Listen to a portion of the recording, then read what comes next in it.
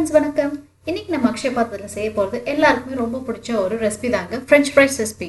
ஆனால் potato French fries கிடையாது, பண்ண போகிறது ஸ்வீட் பொட்டேட்டோ ஃப்ரெஞ்ச் ஃப்ரை. இந்த ரெசிபி எப்படி பண்ணுறது பார்க்கறதுக்கு முன்னாடி இந்த சேனல் முதல் தடவை பார்க்குறவங்க மறக்காம சப்ஸ்கிரைப் பண்ணுங்க. அப்படி பக்கத்தில் இருக்கிற பெல் ஐக்கனை கிளிக் பண்ணுங்க.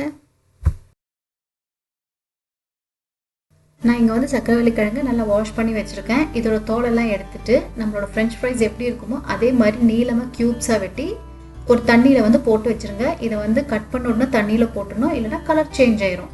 இதை வந்து இப்போ நம்ம இந்த தண்ணியை குடஞ்சிட்டு டைரெக்டாக நம்ம எண்ணெயில் ஃப்ரை பண்ணி எடுக்க போகிறோம். இதுக்கு முன்னாடி நம்ம வந்து எண்ணெயை சூட் பண்ணிடலாம். இப்போ பாருங்கள், எண்ணெய் நல்லா காஞ்சிருச்சு. காஞ்ச உடனே இதை வந்து நம்ம தண்ணியை குடஞ்சிட்டு அப்படியே அதில் போட்டுற வேண்டியதான். இப்போ வந்து நல்லா ஃப்ரை ஆகட்டும். நம்ம வந்து தண்ணியிலேருந்து டைரெக்டாகவே சும்மா லைட்டாக குடஞ்சிட்டு போட்டால் போதும். இப்போ தண்ணியிலேருந்து டைரெக்டாக உங்களுக்கு ஆட் பண்ணுறதுக்கு கஷ்டமாக இருந்துச்சுன்னா நம்ம எண்ணெயில் ஆட் பண்ணுறதுக்கு ஒரு நிமிஷம் முன்னாடி நம்ம வெட்டி வச்சுருக்கிற சக்கரவள்ளி கிழங்கு ஒரு டிஷ்யூ பேப்பர்லையோ இல்லைனா ஒரு டவல்லையோ வச்சு அதோட தண்ணியை அப்சர்வ் பண்ணதுக்கப்புறம் நம்ம வந்து எண்ணெயில் ஆட் பண்ணால் போதும். இங்கே ஃப்ரெஞ்ச் ஃப்ரைஸில் 2 ஸ்டெப் ஆஃப் ஃப்ரையிங் செய்ய போகிறோம். இங்கே வந்து ஃபர்ஸ்ட் ஸ்டெப் ஃப்ரையிங் தான் இது. இதில் வந்து சக்கரவள்ளி கிழங்கு லைட்டாக கோல்டன் ப்ரௌன் கலர் ஆனால் போதும். இந்த மாதிரி லைட்டாக கோல்டன் ப்ரௌன் கலர் ஆனதுமே நம்ம எண்ணெயிலேருந்து இதை எடுத்துடலாம். இது எண்ணெயிலேருந்து எடுத்ததுமே முக்கியமான கவனிக்க வேண்டியது, இதை வந்து ஒரு டிஷ்யூ பேப்பரில் நீங்கள் எடுத்து வைக்கக்கூடாது. எண்ணெய் இருக்குன்னு சொல்லிட்டு நம்ம எல்லாமே டிஷ்யூ பேப்பரில் வைப்போம். ஆனால் அந்த மாதிரி வைக்கும்போது இது வந்து ரொம்ப கிறிஸ்பியாக இருக்காது, ரொம்ப சொதன்னு ஆயிரும். அதனால டைரெக்டாக நம்ம ஏதாச்சும் சின்ன ஓட்டையாக இருக்கிற பாத்திரத்துலையோ இல்லை வேறு ஏதாச்சும் பாத்திரத்துலையோ நம்ம இதை வந்து எடுத்துடலாம்.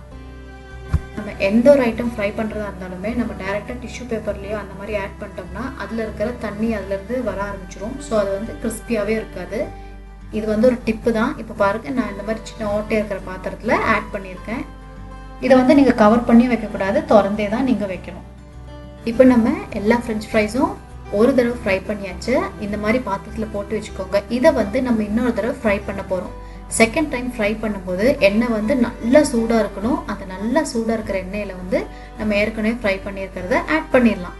இப்போ இதை ஆட் பண்ணிவிட்டு ஒரு 2 to 3 மினிட்ஸ் நல்லா ஃப்ரை பண்ணலாம். இப்போ இது வந்து நல்லா கோல்டன் ப்ரௌன் கலரில் ஃப்ரை ஆகி வரும். அதுதான் அது கரெக்டான ஸ்டேஜ். இந்த மாதிரி கோல்டன் ப்ரௌன் கலரில் ஃப்ரை ஆகும்போது இது வந்து நம்ம எடுத்துடலாம். இப்போ எதுக்கு இந்த மாதிரி 2 தடவை ஃப்ரை பண்ணுறோம்னா, நம்ம 2 தடவை ஃப்ரை பண்ணி வைக்கும்போது இதோட கிறிஸ்பினஸ் வந்து ரொம்ப நேரத்துக்கு இருக்கும். நம்ம ஒரே தடவை ஃப்ரை பண்ணி வைக்கும்போது அது ஒரு 5 to 10 மினிட்ஸ்லேயே வந்து அதோட கிறிஸ்பினஸ் எல்லாம் போய் ரொம்ப சாஃப்ட் ஆயிரும். இந்த டிப்பை வந்து நீங்கள் எந்த சில்லி சிக்கன் அந்த மாதிரி எந்த ஐட்டம் ஃப்ரை பண்ணுறதா இருந்தாலும் இதே மாதிரி பண்ணிங்கன்னா உங்களுக்கு வந்து ரொம்ப டிஃப்ரெண்ட்டாக ரொம்ப கிறிஸ்பியாக வந்து கிடைக்கும்.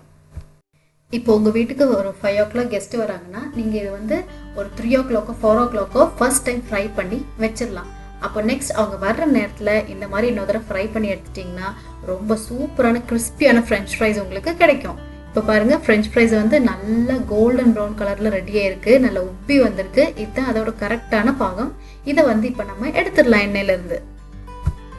நான் வந்து உடனே சாப்பிட்றதுனால அதை வந்து நான் உடனே செகண்ட் டைம் ஃப்ரை பண்ணிட்டேன். உங்களுக்கு வந்து ரொம்ப நேரம் கழிச்சு வேணா கூட செகண்ட் டைம் ஃப்ரை பண்ணிக்கலாம். ஆனால் இந்த மாதிரி 2 தடவை ஃப்ரை பண்ணுறதுனால ரொம்ப கிறிஸ்பியான ஃப்ரெஞ்ச் ஃப்ரைஸ் நல்ல ரெஸ்டாரண்ட் ஸ்டைலில் நம்ம செஞ்செடுக்கலாம். கரெக்டாக ரெஸ்டாரண்ட் கிடைக்கிற மாதிரி அதை விட சூப்பரான ஃப்ரெஞ்ச் ஃப்ரைஸ் நம்ம ரொம்ப ஈஸியாக வீட்டில் பண்ணிடலாம். நான் சொன்ன இந்த டிப் உங்கள் எல்லாருக்குமே ரொம்ப யூஸ்ஃபுல்லாக இருக்கும்னு நினைக்கிறேன். இதே டிப் வந்து நீங்கள் சில்லி சிக்கன் பண்ணுறப்போ கூட நீங்கள் ட்ரை பண்ணலாம். இந்த மாதிரி செஞ்சு பாருங்கள், அதுக்கும் இதுக்கும் நல்லாவே உங்களுக்கு டிஃப்ரென்ஸ் இருக்கும். இப்போ பாருங்கள், ஃப்ரெஞ்ச் ஃப்ரைஸ் நல்ல கிறிஸ்பியான sweet potatoes French fries ready ஆயிடுச்சு. ஸோ நெக்ஸ்ட் நம்ம இதில் ஆட் பண்ண போகிறது சால்ட் அண்ட் பெப்பர் தாங்க. சால்ட் அண்ட் பெப்பர் நம்ம டேஸ்ட்டுக்கு தகுந்த மாதிரி ஆட் பண்ணிவிட்டு நல்லா மிக்ஸ் பண்ணி விட்டுருங்க.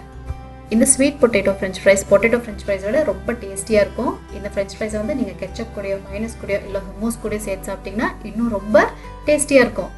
ஸோ இந்த ரெஸ்டாரண்ட் ஸ்டைல் ஃப்ரெஞ்ச் ஃப்ரைஸ் எல்லாரும் கண்டிப்பாக உங்கள் வீட்டில் ட்ரை பண்ணி பாருங்கள். இந்த வீடியோ பிடிச்சிருந்தா உங்கள் ஃப்ரெண்ட்ஸ் அண்ட் ஃபேமிலி கூட ஷேர் பண்ணுங்கள், லைக் பண்ணுங்கள். அக்ஷய பாத்திரம் சேனல் மறக்காமல் சப்ஸ்கிரைப் பண்ணுங்கள். பக்கத்தில் இருக்கிற பெல் ஐக்கனை கிளிக் பண்ணுங்கள். ரொம்ப நல்ல ரெசிபியில் உங்கள் எல்லாரையும் சந்திக்கிறேன். அது வரைக்கும் பாய் பாய்.